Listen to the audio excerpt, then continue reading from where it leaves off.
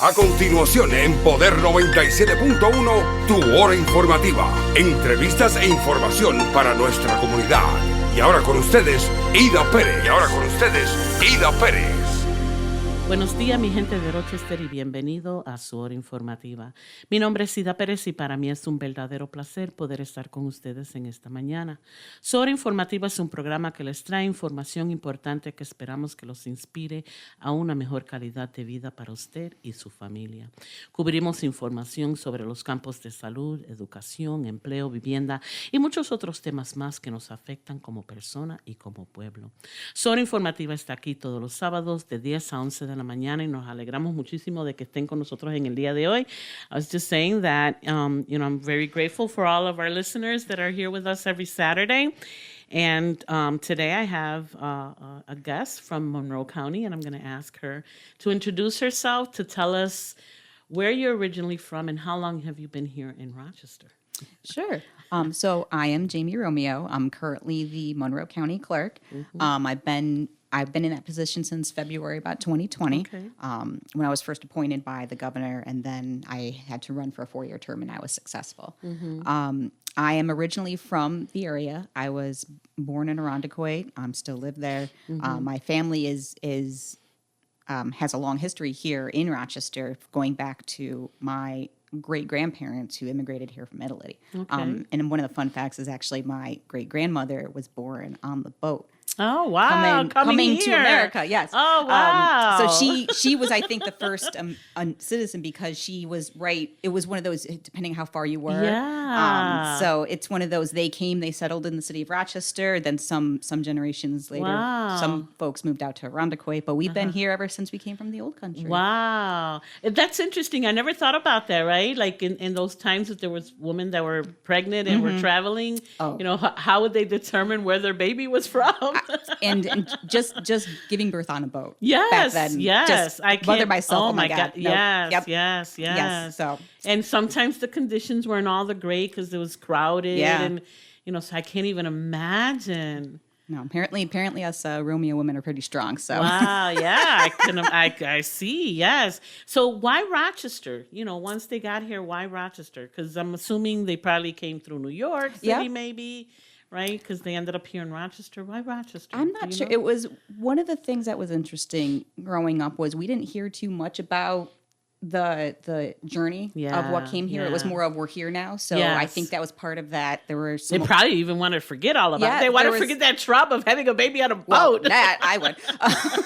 But I think it was some of the older generations. It was more of the they were focused on Yeah. assimilating Yeah, and yeah. it's It was important. It was Yeah. important, but unfortunately, it was one of those. You'd love to hear those Yeah, stories about yeah. what were the dreams, what were the things that pushed you to Exactly. make that journey across the Yeah, ocean.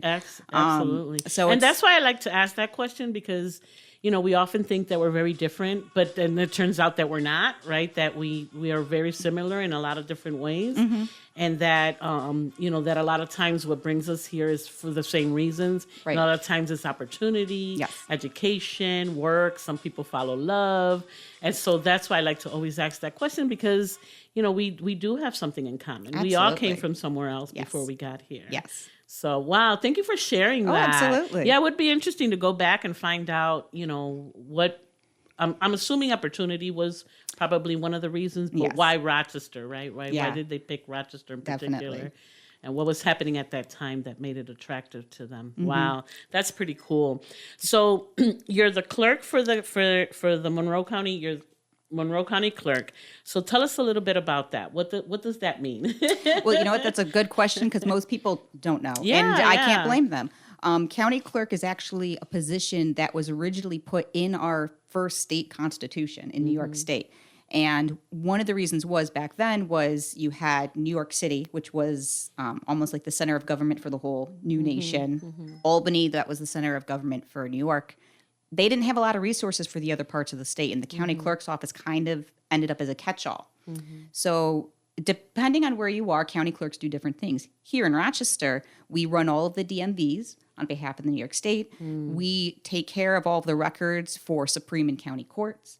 We actually are the registrars, so we know every time someone buys and sells a house, your deed and your mortgage comes to us. You want to start a new business, You file your DBA with us. Wow. You need a notary, you come to us. You want a pistol permit, you come to us. It's this very unique, diverse set of services, but it was back then, rather than have state and federal government kind of push all these things down the state when we were that boom town of Rochester. The clerks ended up kind of being these catch-alls. And a lot of those things persist till today. So it's one of those, we do it all. We're really like the front door of county government. A lot of times if you need a service, you'll come through our doors first, whether we're the ones that can help you or not. But we love being in that place because it's all about creating impacts and finding those opportunities where we connect people with what they need. And how does someone become a person like you? Like, how does that happen? What's the process for that? Because it's not a position where you're hired, right? It's a little different. So tell us a little bit about that. Well, so it is an elected position, which is a unique thing. So you do have to run for office, and anyone can run for office that wants to put in the paperwork, set their campaign, get the petitions, and go for it. Myself, I've worked in government for a very long time in a number of different ways. And I ended up coming back, particularly, I had previously been elected to the state assembly for the 136th district. But then when this became open, I had sought the opportunity and fortunately got the appointment. And it was really, to be a county clerk, you need to understand the value and the importance of local government and how much of an impact that has almost immediately in people's lives and on the community. So it's really, to get here, it's really just having that passion of wanting to make a difference and finding the ways of trying to create those opportunities, which is why I love our office and I love our team, because we've really, in the past 4 years, tried to think outside the box of, we run the DMVs. Everyone knows what that is. Everyone has their own opinion about what a DMV is. But what can we do that's different? What can we do that puts us outside of the box? Or what can we do that's filling the gaps that we know exist and have persisted? And also, how do people know about it, right? Because it could possibly be, it's not until you're going to go do one of these things, right? You're going to, open a business or get a pistol or, do something with your car or whatever, that's when you go seeking these different services. But how do people really know about what happens in this office? Because there's so much happening there. Right. And I think that was always a thing in the past, is it was kind of a mystery. Nobody knew until you needed something. And then when you got there and you couldn't do what you needed to do, probably because you didn't have the information, you'd be upset, which you can understand that. In my 4 years here, we were the first to create a position specifically for communications. We've been some of the first to go out in new places to, and it's just, whether it's just tabling or having conversations like this, just having more information. We are the first to put out an annual report, just like with this little summary of what have we done this year? What do we want to do?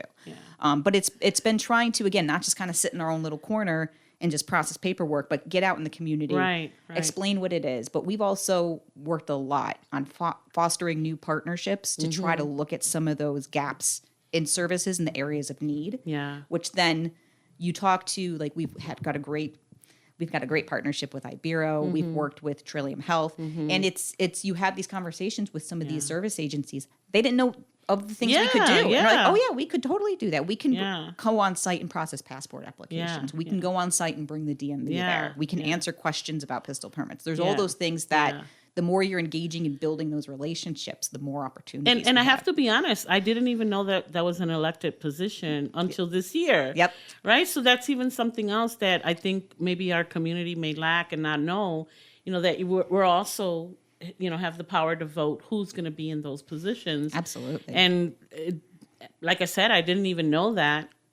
Meaning that I may not have voted for it before, because now I'm aware, right? Now I'll look for that. But or you just pick somebody, you go and you just pick somebody you're not really familiar or don't know. And I think that's important because, that can also have an impact of who we pick to be in those positions and the services that are provided in our community. Absolutely. An interesting statistic is 4 years ago when I ran, there were 26,000 people, 26,000 voters that showed up, and they probably voted for the president, for Congress, for all these other positions. But they didn't vote for the county clerk's race. Yeah. And it's probably because they didn't have the information. It's not fault of their own. Right. It's lack of education. Right. Yeah. It's just lack of knowledge. needing to get out there, talk to more people, let them know, but also reminding them the importance of whether it's this position or judicial positions. I mean, I think conversations in the last 4 years about the United States Supreme Court and things, we know that judges and clerks, we're making decisions and doing things that impact people's lives, which is why when it's time for people to vote, they want to make sure they're getting their voice heard, so no one's speaking on their behalf. Exactly. And and I always think about like the senators and that, but I never really thought about like a position like yours. That's something that we need to vote for, and we should know who is in that office and what kind of services they're going to be providing, and how are they going to meet people where they're at, and all these different and like you said, bringing some of those services, like you said, with Trillium and Ibero and other organizations, and how can that start thinking outside of the box, that it's just not a building where people go to, but actually providing those services. Like it didn't occur to me until this year that it's like, oh my gosh, like there's so much still that I need to learn about the importance of voting and why we should be educated and have that knowledge, because those things are important. So where is your office located? So our main office is the first floor of the county office building on West Main Street. That's where our filing office is for most of our paperwork. We have the big old counter in that building, but we also have 4 DMV locations too. Right. And so those are all part of our circle. And then we also have our traveling mobile DMV unit that comes to different places at different times of the month. Fairly new, correct? Well, it's new in the way we do it now. Okay. So tell us about that. Yeah, well, before COVID, the mobile DMV unit only went to suburban and rural town halls. Oh, okay. And that was because at the time, it felt that was where the need was from other people that were in charge. When I first came into county clerk, a couple weeks after I got there, COVID-19 hit and everything got closed, and including that unit. And it was an opportunity for us, though, of we updated it, we revigorated it, we put in a lot of new procedures. But then part of it also was, where should we go? Is it just physical convenience that we're trying to overcome a barrier for? But one of the biggest barriers I think we're trying to overcome as county clerks is bureaucratic barriers, particularly when it comes to the DMV. The point system, or if I just need to get an ID or something, it is a very awkward, complicated process. And it's one of those things that I wish I could change it, but it's not my authority to. I have to do what the state decides or the state legislature decides. But just if you put those tools into somebody's hands about, go figure out amongst this 4-page list of math, figure out how many points so you can get an ID. I can't blame people for looking at that, feeling overwhelmed, and either not pursuing it, getting upset, and just feeling lost. And that's not the experience that we want people to have. And that's one of the reasons why we wanted to start building these partnerships with agencies that can help us. It's all about putting information out there. Get more information out there, get guidance out there, have a place where people can go and ask questions in a safe environment. Not a lot of people are going to go to the DMV, wait in line just to ask somebody a question. But they might go down to Ibero if they're coming down here for something else, and they know the mobile DMV's here to ask a question, because this is a known environment. It's a service agency. It's a partner in the community. You feel more comfortable, and that's no put down to our staff or our DMVs, but it's just it's different. It's just the way it is, and that's definitely been a huge opportunity. And culturally, I know that makes a big difference too. Because they feel more comfortable. They know that, they know the people who are there. They trust the messenger, that type of thing. So it's not just, anything to do with your staff and your offices. It's just the way sometimes culture is. Yes, and it's trust. Trust.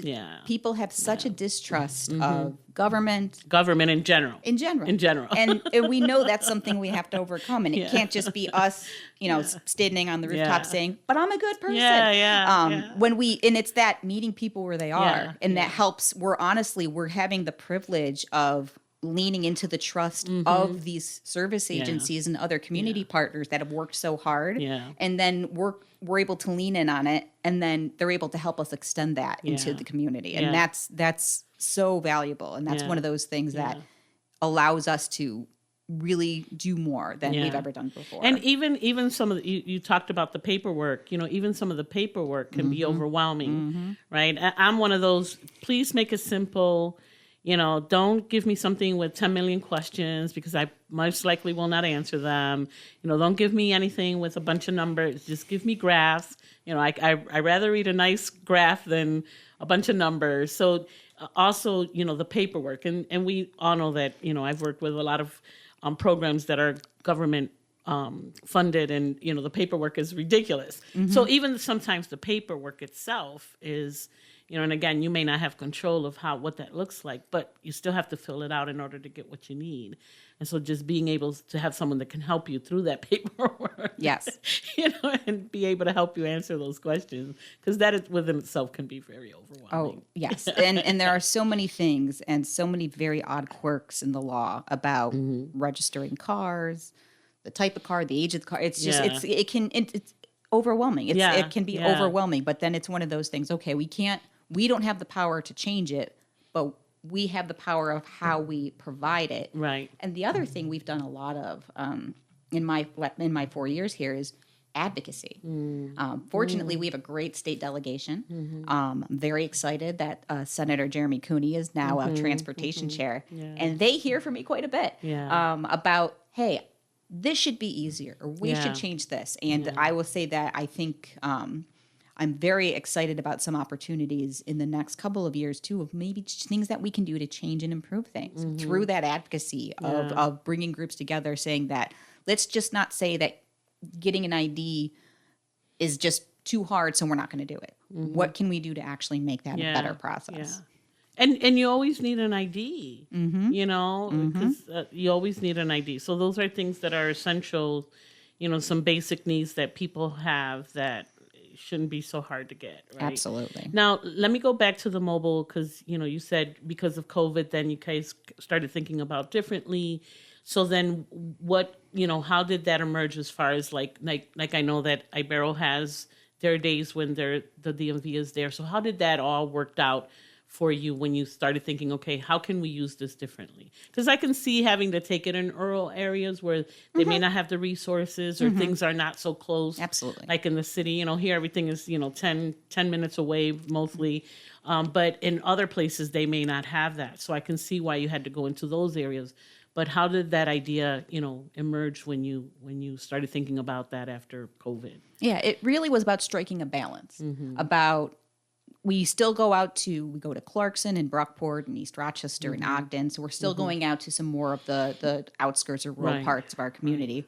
But we're also going into places where we knew individuals were not coming through the doors to get what they need. So because of either a prior bad experience or just the stigma of, I don't want to put myself through this. And we're trying to identify those things. One of the, some of the most important programs we restarted after we were able to reopen from COVID was we go once a month into the county jail. And we work with people that are currently incarcerated to make sure that if we can, get them something that's issued prior to their release. We've been working. That's a great idea. We've been working with Project Homeless about people who are currently experiencing homelessness. And because again, if you want to get into services, sometimes the first thing they say is, where's your ID? Right. But trying to find as many ways as possible to help those individuals be able to get an ID. We've done a lot of work with on Monroe Ave with Trillium Health Comp here in East House. We've done regular events with them.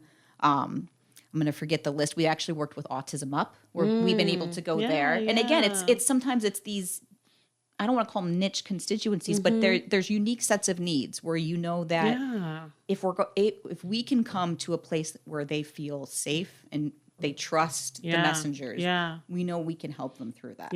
And I think that's definitely one of the things that's been the most rewarding. But the more that we have those conversations, I know we've gone to the YWCA. We're going to plan to go back.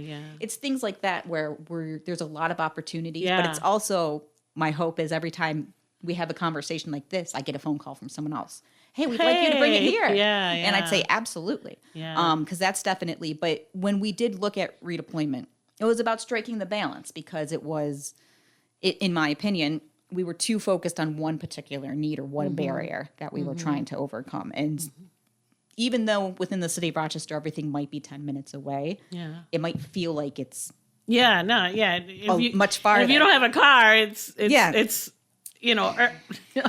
to the moon, right? Going to the moon. And even if it's just that perception of they're not going to help me, it's going to be too hard.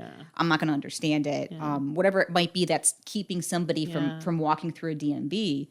That's why we'd much rather lean in on those agencies that have built that trust up and like, well, how about here? We're here and we're here to help. And I think those are all things that, and the goal also is that you have that positive experience maybe in a different setting, and then you are rebuilding some of that personal relationship or trust with government again. Oh, it's not all that bad. Right. There are good people in government. There are places that are really doing the work to help. Yeah.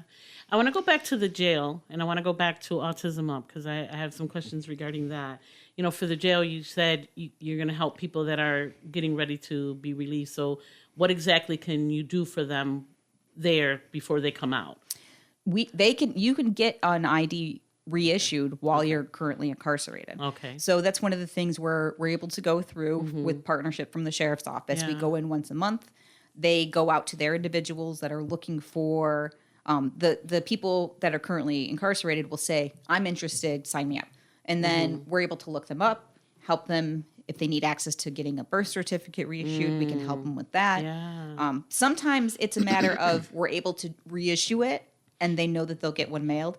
Sometimes you can't reissue it, and that leads to one of the lovely, weird problems with New York State with this crazy point system. The jail does not have a legal way while you are currently incarcerated to give you enough points to assert your identity to New York State while you're incarcerated, but they do when you're released. But I'm pretty sure the jail and the sheriff's office know the identity of who's incarcerated. Right. And it's one of those weird rules. They better. Right. But it's one of those weird rules that exist that we can't change. Yeah. But sometimes the process might be, hey, we can't do this today, but the day you're released, you can take X, Y, and Z, go to the downtown branch on East Main Street and be able to do it. So it's either being able to help them in real time or giving them the tools in a more concrete way for when they're released. Yeah. But the point thing and the lack of a way for some government agencies to get the same level of proof with New York State is one of those things that's mind-boggling to me. Yeah. And I'm just thinking if I'm a person in jail and now I have to deal with, that can be very devastating, right? Yes. And it could take you right back to like, okay, I'm free, but I'm not because now look at all the stuff that I have. I can't even have an ID. Yep. Or I don't have my birth certificate, which are all things they're gonna need. Yes. Once they're out and they either go to apply for a job or to other services and things of that nature. Again, those really basic stuff that people need that sometimes they just can't get. Because of circumstances, right? And so being able to facilitate that, I think that's awesome. Like I'm really, thankful to hear that you're helping people in that way. Because, people make mistakes, they end up in jail, and people end up in jail for a lot of different reasons. I know some people that shouldn't even be in jail, right? But but that's where they are. And so to be able to facilitate that when they come out, it's good. What about Autism Up? Because I'm also thinking, okay, we have, children that may be in the spectrum, but these individuals can work. They can contribute to society. So how do you help them? Well, and I think the biggest thing there too is that, so we've done a lot of ID and actual passport events. And I think some of the easiest thing is that you still need to take a photo. Right. And that can be a tough process for some families. Well, I'm thinking also someone in the spectrum, and I didn't mean to cut you off, but knowing people in the spectrum, just going to an office and having to get in line. Can just be super overwhelming and they can't do it. Like their anxiety will come up, they can have a tantrum, or a meltdown, and that could be, that can destroy them, right? Yes. So even thinking about that. Yes, and I mean that can be devastating for the individual, for the family, for the caretakers, and that's where and for the office, the people in the office, because they're not understanding what's going on. Well, and that's where I think that the huge benefit has been able to be we go to Autism Up, and it's it's their place, and we're able to, and it's one of those things where sometimes there's different perspectives on how you provide a service. And for a long time, the clerk's office was, we make a lot of money, which is true. We do make a lot of money. We don't use any tax dollars. We give money back to taxpayers. But part of it is when we're looking at these events, not on the view of how many transactions we're doing, how much money we're making. You might be there for a few hours and maybe only process a smaller number of applications. But that's because you might have let that one individual have that 15 minutes to get ready that they needed to be able to take their photo. Right. But now, for those that might be needing a real ID, so that way they can get on a plane next year.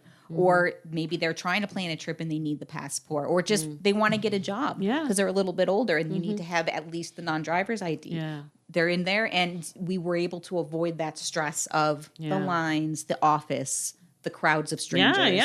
And it's one of those things where we're really looking at impact, not necessarily just efficiency. Yeah. I mean, the minute you said it, I was like, wow, that's great, because I know people on the spectrum, and any little thing can trigger them, and just takes them totally out of bounce, and it's sometimes hard to regulate them and bring them back. And so I can just see parents having to do that 2 and 3 times before they're successful, because it's a process for them. So being mindful of that and being able to bring that into a space where they're familiar, where the environment is an environment that they know, with people that they trust, that people that know how to regulate them, in the effect that they get upset. Like, I mean, the minute you said it, like all those thoughts came into my mind. Wow, that's awesome. I need to go back to that and find out a little more, because people may not know, right? And it's important for them to be able to know that service is provided there. Absolutely. That's really cool. Now, I know that, you have a partnership with Ibero, and I'm assuming that, that the people that come to Ibero to receive the DMV services probably have someone there to translate, or someone that, what is your, how is your office composed that way when it comes to different languages, not just Spanish, but any other language, because we have people from all over. So we do have some staff that are bilingual. Most of them are actually up at our Irondequoit branch. But what's great about the Ibero pop-up mobile DMV events is that they're willing to have their staff there, so it's not just necessarily having a translator or a service there, but a trusted person that can help walk them through a process too. Language access at DMVs is something that I think still needs to get improved, and a lot of that is some decision-making and investments that we need from New York State. We do have access to virtual translation services, which is usually it's a laptop with a live person on the end. Because we actually have a lot of need for a wide variety of services, and a lot from a lot of refugee communities. From both the that's why I said any language, because we got from all over. And I know we have larger for Bosnian, the Afghanistan community, which speaks Dari mostly, the Ukrainian refugees. There's a lot of other refugees that we're able to provide the video interpreting, but we're still working with New York State because we do not have languages. We don't have our permit testing in a wider array of languages than we should. And that's one of those things that we're constantly advocating for. Fortunately, for the set most common languages in New York State, you can take the test in your preferred language. But if you, unfortunately, we know there's a growing language need with particularly our refugee communities, but that's an area where we're advocating, and we're advocating with New York State that we need to be able to grow that list of languages. And I've seen the services via computer, and even though it's a live person on the other side, I think I had an experience, not necessarily in your office, but somewhere else, where the noise in the background was so difficult for the person on the computer to hear what the other person was saying. And this happened to be a Spanish one, so I could hear, what the person was saying, and I was trying to hear what the person on the computer was saying, but there was so much noise in the background that made it really, really hard. And I can see the person that needed the translation was kind of getting frustrated because he had to keep repeating himself. And then the other person was like, "Can you say that again?" So it was really kind of awkward. I mean, I was grateful that they had something, but it wasn't ideal either Yes. because it was hard to hear, and they just couldn't stop the noise. Like they couldn't turn around and say, "Okay, everybody, be quiet," turn off all those buzzers and things like that. It was like in an emergency room, and I was like, yeah, it's an effort, but it's not ideal because you Right. could see, and the person was already in pain. They, obviously they were there because they needed a service, and you could just see how I could see the person getting really agitated about the fact that the person in the computer couldn't hear them. Yes, well, and those are all the things we really need to try to avoid because Yeah. that's that you feel different, you feel Yeah. like you're being treated differently, Yeah, and you're yeah. going to walk away not in a great place. And I just happened to be there, and I can hear the whole conversation. So another thing was there was no privacy whatsoever because Yeah. somebody, Yeah, right. So it was just awkward. It was just really awkward. I was like, I wish they had a better way of doing that. Yeah, and I know that's been one of the big reasons, especially for someone just trying to get a driver's license or their permit test. The process shouldn't have to be somebody sitting with one of our staff and a computer and this relay of Yeah. questions and things like that. And that's why we're really trying to focus in, New York State for computer-based testing should have more than enough resources Yeah. to expand. Yeah, So then of that way course. someone can sit and take a test Yeah. and not need any other resources. Yeah. And that's one of the things that to me is a low-hanging fruit that we should be able to get to Yeah. faster. But it is absolutely true. The virtual services that we have are great, but they're not it's not it yet. Yeah. We need to keep working on that, absolutely. Yeah, cool. But if someone was to go to your office today, there'll be someone there that can help them. Yes. And I'm thinking more like in Spanish if Oh, someone yes. was to go. Absolutely. Okay, cool. So tell us a little bit about the housing and the fishing and the licensing for all of that because, you guys, your office, they do it all. So tell us about housing. Like if I'm going to buy a house, what interaction am I going to have with your office? Well, the good news is that you're likely not to have any interaction with us, but Okay. your attorney or the abstract company, they're going to file your deed with us. They're going to do Okay. some research on your property. The history of your property's in my office. Okay, gotcha. We have the history of our county back to 1821 Oh, wow. in our office. And one of the big things that we're looking at that we definitely need to do more on is making that history more available and so people can study it and understand it. Was it this year? Yeah, earlier this year, we were trying to pull a group together to try to ask the state legislature to pass a bill that would have created an easier way for homeowners to repudiate racially restricted covenants that could be on their properties. That's been a big issue of conversation for a couple of years now about people who, back when it was legal, were able to put these covenants on their properties that said people of color can't buy this house. Immigrants can't walk on this property. And they're illegal and they're unenforceable and plain racist, but they still technically exist on a deed for a lot of properties in our community. And it's the epitome of what structural racism was and is and Wow. how it really impacted our community. But there's not an easy way to remove it from your deed because it's a lengthy, legal, expensive process. So there was a bill that I believe our whole state delegation was behind that did not get it to the finish line last year. We're hoping next year it does. But that's one of those things of where there's two different sides. We're still taking in mortgages and deeds of people who are selling houses now, but we also are the guardians of that history. And we are trying to look at not just making it accessible, but also maybe, what healing or justice can we bring into it too? Wow. So that's kind of where we always fold in the opportunities and the advocacy that we can do. If somebody wants a fishing or hunting license, they can come on down to us too. You can go to, I think, most sport retailers too, but you can always come down to us. It's a very unique office, but for your land records, if people wanted to do research, we actually have a significant online database where you can go on our website. I never even thought of that. And- I never even thought that something can be attached like that to a deed. Well, and it, unfortunately, it was many years ago and many decades ago, but it was, back then where when this was a boom town and it was growing, and there's been some news coverage of there was a community or a neighborhood in Brighton that went through the lengthy legal process and got it removed from their neighborhood. But it's one of those, it's part of the legacy of our community, unfortunately. I know when we have kids and students that come through and we do tours, we talk about how we're the guardians of our history, whether it's good or bad.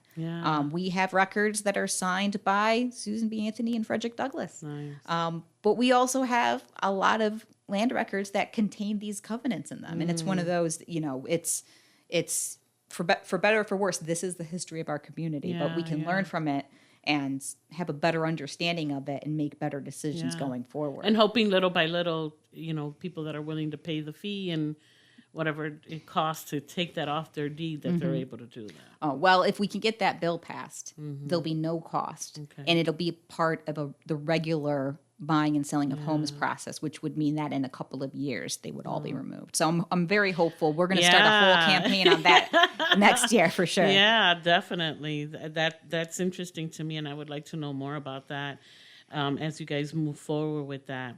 A lot of people, I saw a video the other day on Facebook about, everybody should be armed, everybody should have a gun or a pistol, and I don't know how I feel exactly about that, whether we have that right or not. Tell us a little bit about that process and how easy or not easy is it to get a pistol? It's pretty expensive now, I think I will say. So in 2022, New York State passed a law that now says if you want to carry a handgun anywhere and get a carry concealed permit, you have to go through training and get past firearm safety and firing training. Previously, Monroe County didn't have that before. You could just apply, and as long as you pass your background check, you could get it. So now there's this, you have to pay to take the training, which can be a couple $100. It's a couple $100 for your application and background check and fingerprinting, and then it goes in front of a judge. So we really are like everything else, we're that front window. You come to us, you apply, you scan your thumbprint, we take your picture, we take your money. But we don't get to make any decisions in that process. It goes to law enforcement. It goes to the licensing officers that are the judges, and they're all the ones that decide they'll have you come in for an interview.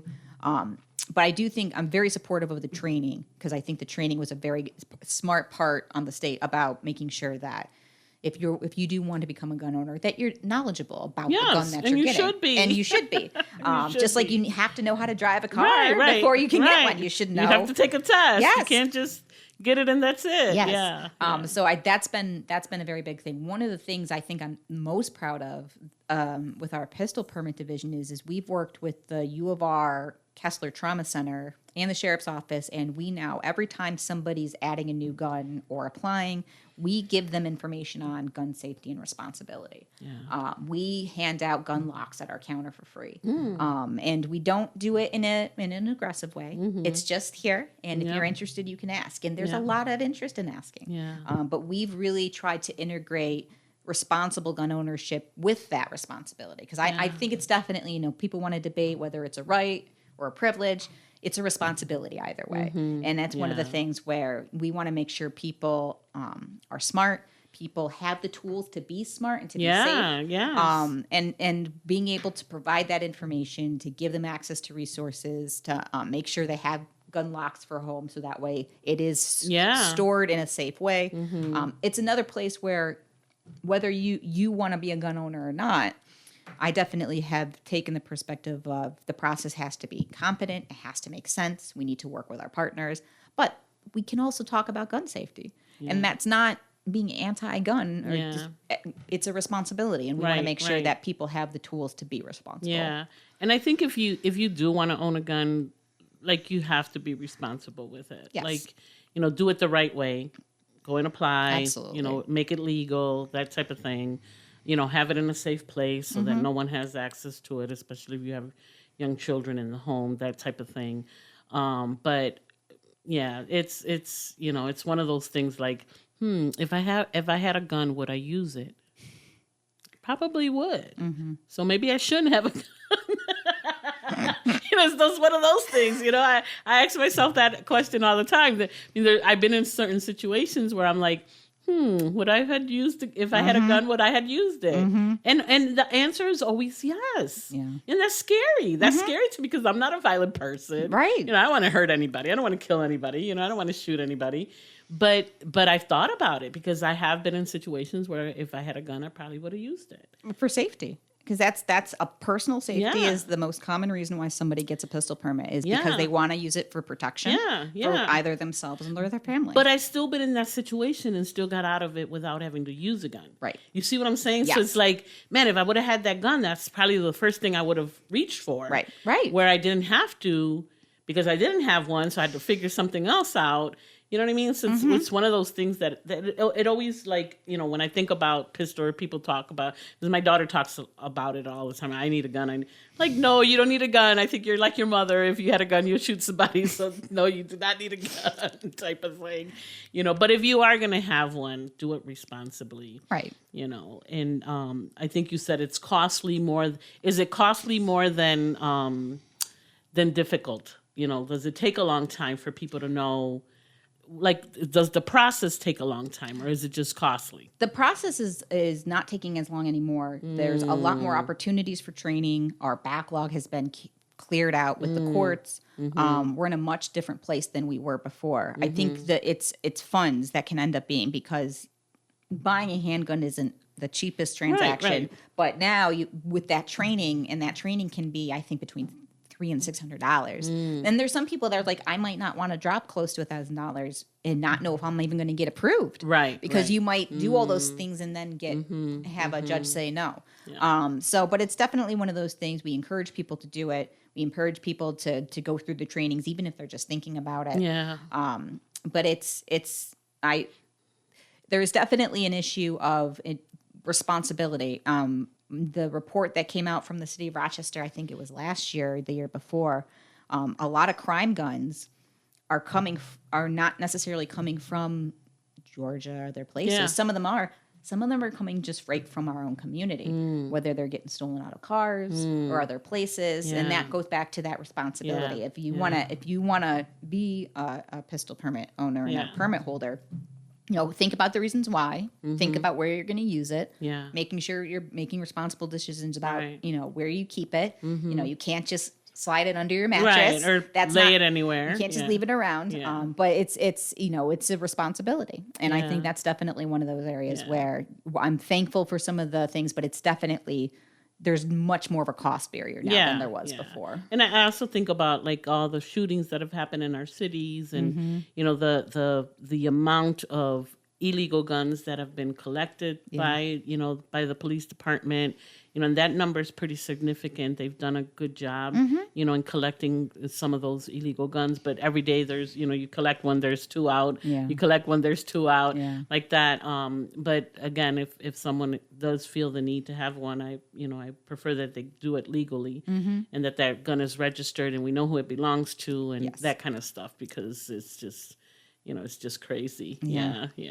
But I saw that on Facebook. I was like, oh, I don't know if that's the message I want to send to people. You know, that everybody has that right. You can have a gun. You know, nobody should tell you. Yeah, it was like, oh my God, that's a little crazy. I want to go back to the DMV because I know that, you know, there's this real ID thing. So tell us about that. What does that mean, and why should you have it?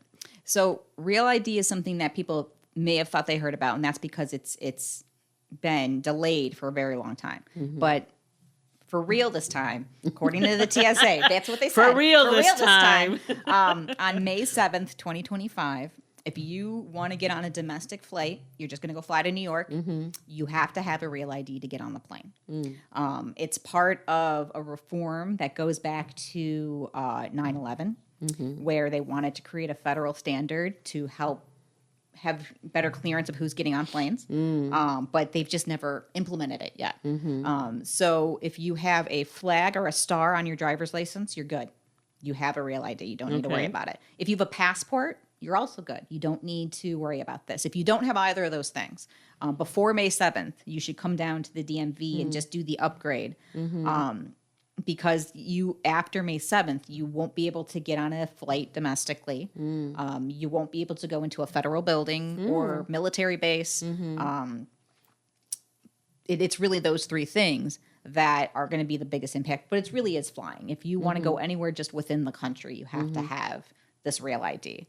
So eventually everybody's going to switch over to a real ID.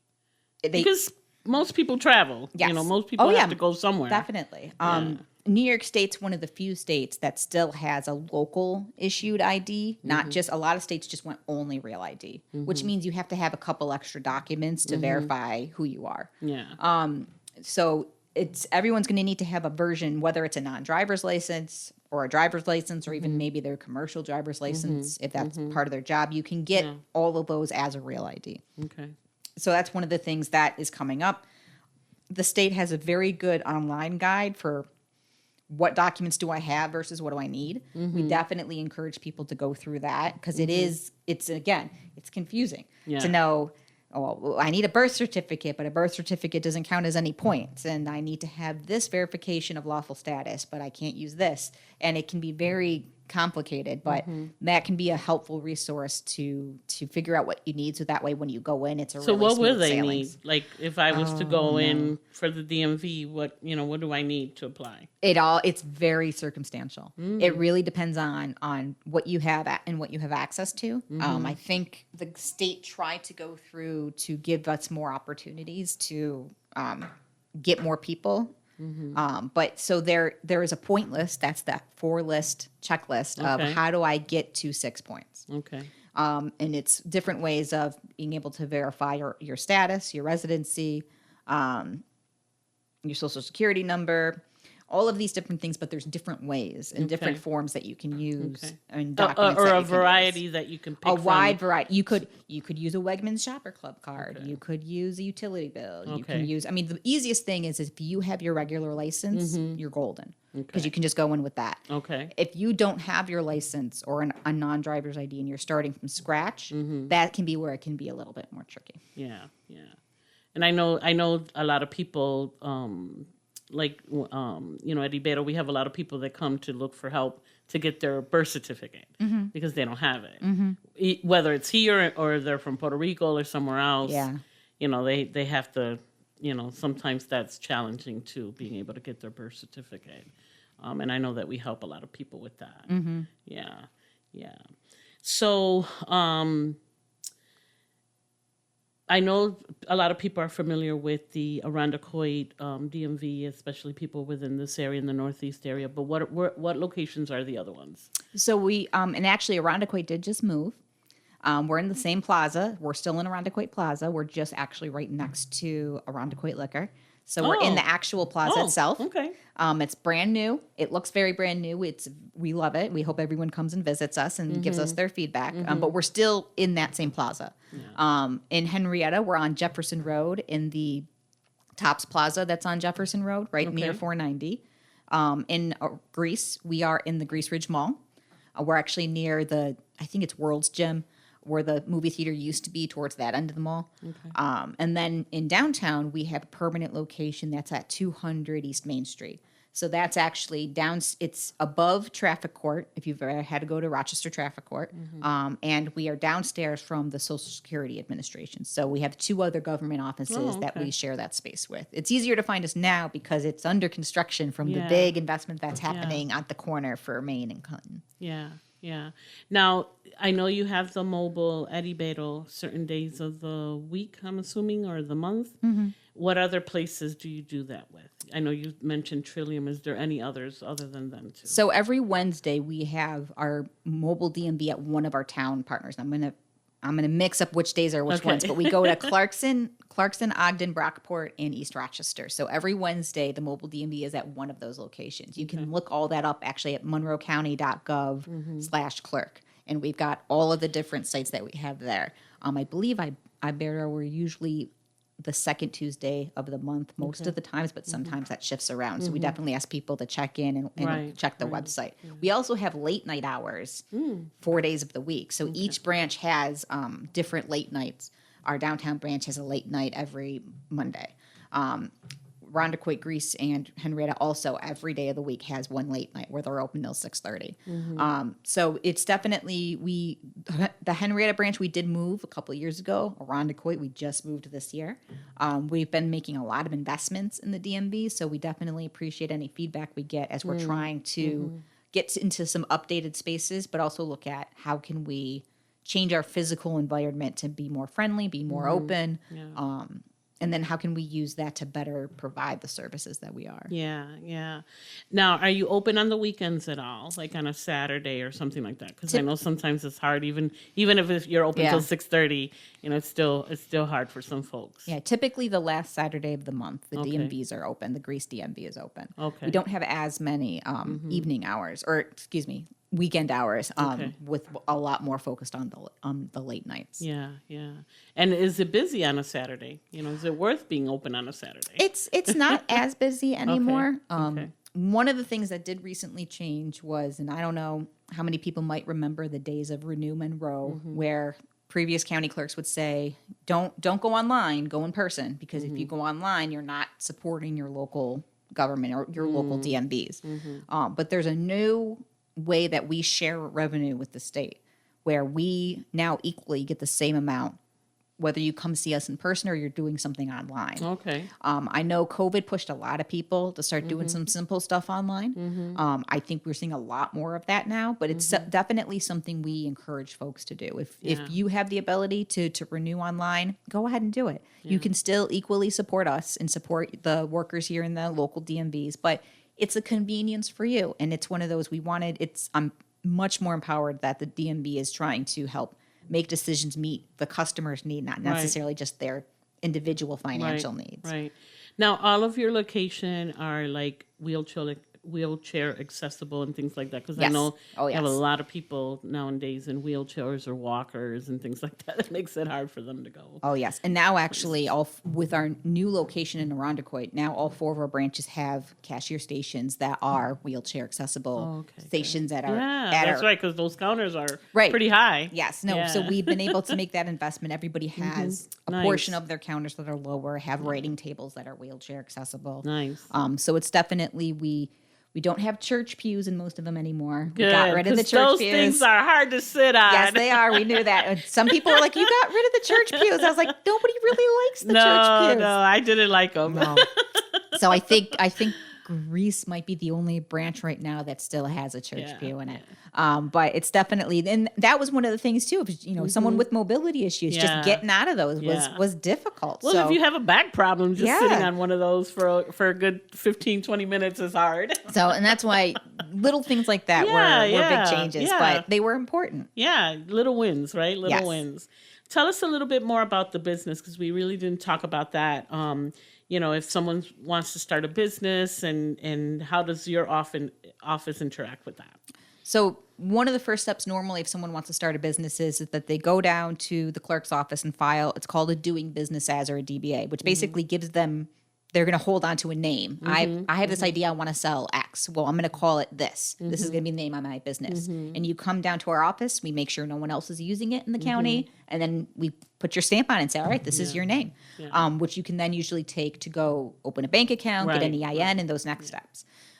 Business cards, flyers. All those things. And before that was it. That was all it was, is that you just came in and filed that one paperwork. Now we actually have a small business resource guide that we've worked on with the City of Rochester and their programming, the Small Business Development Corporation and the Chamber of Commerce, where you get this packet that's got a lot of resources in it about places to go to start a business plan, other resources, or maybe grants that you can apply for. And that's another growing document that we know the county has some small business programs and we're going to add into it. But again, it was one of those ways where we took a simple filing a piece of paper, but we tried to turn it into a bigger opportunity of, here's something that we know you'll need. Yeah, because some people may have the idea and really haven't started, but go and, secure their name, but now where do I go? Right. Yeah. And that was definitely something where we would get those questions. Well, if I want to open a bank account, what else do I need? Yeah. And I know off the top of my head, I could tell you, but it's also like, what's the role of our staff, and what makes it the easiest way to convey some of that information? And that's what made this guide, which was really an idea that came over a cup of coffee with somebody from the Chamber of Commerce, it turned into what it is now, which is going to be this growing, evolving document of just tools for people to succeed. And in those resources, are there opportunities? Because I know like Ibero has a business component that helps people that want to, start to, is there information like that where this is where you can go to get more information? There is, but that's one of those, the more we learn about more things, we want to try to throw those in there too and continue to grow it. Because I know Ibero has one. I know REOC, I believe, has one. So not just, these are, because they'll help you with a business plan. They'll help you with your marketing, all that other stuff that you need when you're doing a business. Absolutely. Yeah. Cool. Now, a question, because I, couple years ago, not too many, but a couple years ago, I thought of opening my own childcare center or home childcare. And so I went down and I did a DBA for my name, but I didn't do it. I never did that. Is that still my name? Like it'll always be my name? Like nobody could take it away from me, or how does that work? It is so there's a way you can go in and dissolve it. Okay. Yeah. But it technically until you go in and dissolve it, it's yours. It's mine. And it's yours, and it'll be in the books. And when someone comes in, if they have a same as or very similar name, we'll tell them they can't use it because you've already got it on the books. Yep. Gotcha. Yeah, because I know a lot of childcare providers that go and do the DBA so they can have their name for their childcare center or home childcare and stuff like that. I was curious, like, man, I did that a couple of years ago. I don't know if that still exists. Can I still use that or what? That's very interesting. Anything else that you want to add that you think that we should know? Like, how can people do some of these things require an appointment? Because we didn't talk about that. Like, is there something that your office does that you just can't walk in that is best that if you make an appointment? Yeah, so actually at the DMVs, if you do want to go in and get your real ID, you need to make an appointment. Okay. And part of that is because we try to make sure we're giving you resources of what you need before you get there. Right. So the only two things you have to have an appointment for before you go to the DMV is if you want to do your real ID or if you're going to take a permit test. So whether it's the regular permit test for a driver's license or you're going to do the CDL test, because that's a much longer test, you have to have an appointment for those. And that's just simply because it used to be you might go in and wait a couple of hours because there's too many people taking the test. Yeah. Now we do it with appointments. So it's a better use of your time versus having to just go and wait. But everything else you can make appointments for. And we do know that the appointments work pretty well with you being able to come in quickly. But you don't have to. We still take in walk-ins for everything else. Yeah. Tell us about the other license, not the regular license, but you mentioned the other one. What was it? The CDL? The CDL. So that's the commercial driver's license. Because I didn't know that that's where you can take it. Oh, yes. I didn't know that. Yes. So that was. Tell us about that, because I know they're always looking for people with a CDL. Yes. So CDLs are, there's a lot of talk usually about bus drivers, for school bus drivers. Right, or trucks. Or trucks and everything else. CDLs, it's sometimes about a 3-hour test. So you need a good chunk of time if you're going to take it, but it is on the computer. But you can go to any DMV and sign and make an appointment to take that test. Nice.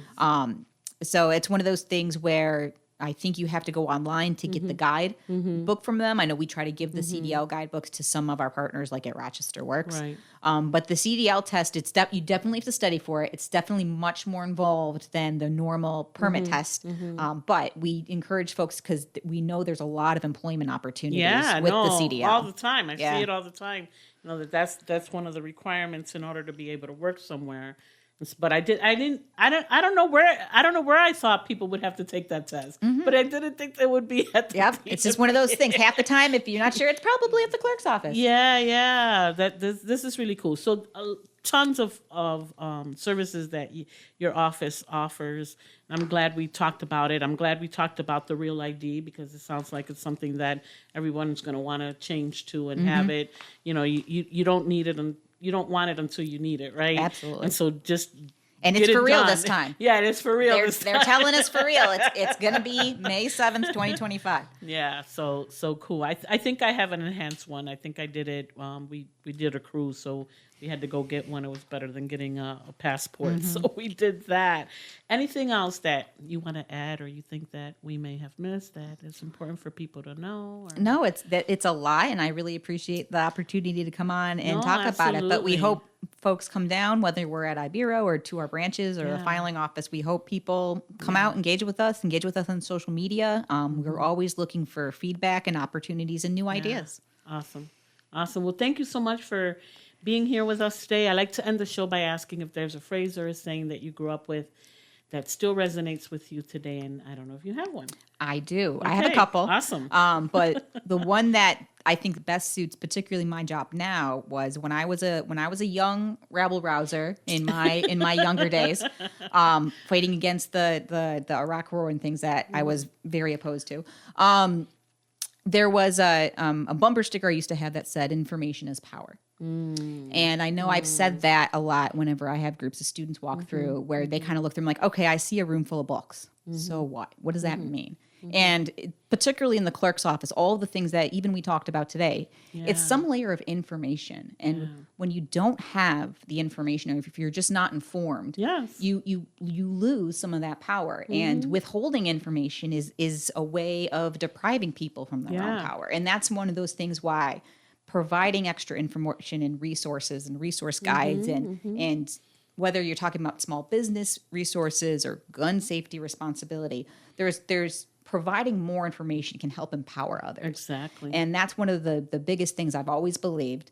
It's one of the things why I fully believe in transparency, increasing communication, and being visible, being accessible, and meeting people where they are. It's all about getting information out there and not holding on to it. It's absolutely. And that's one of the things that I still remember that bumper sticker I had many years ago, and I often do go back to it, particularly when we're talking with young people. Yeah. And that's part of the reason for the show too, right? Because whenever we're able to bring information to our community, and they're aware of and they understand, one of the things that I said in the beginning, and I said it in Spanish, is, that this program is to help empower people, Absolutely. right? To help them get information that's going to improve the quality of their life. Absolutely. So also sharing information, the more information you have, the more you can do for yourself, for your family, for your community, for your city, for your country, that type of thing.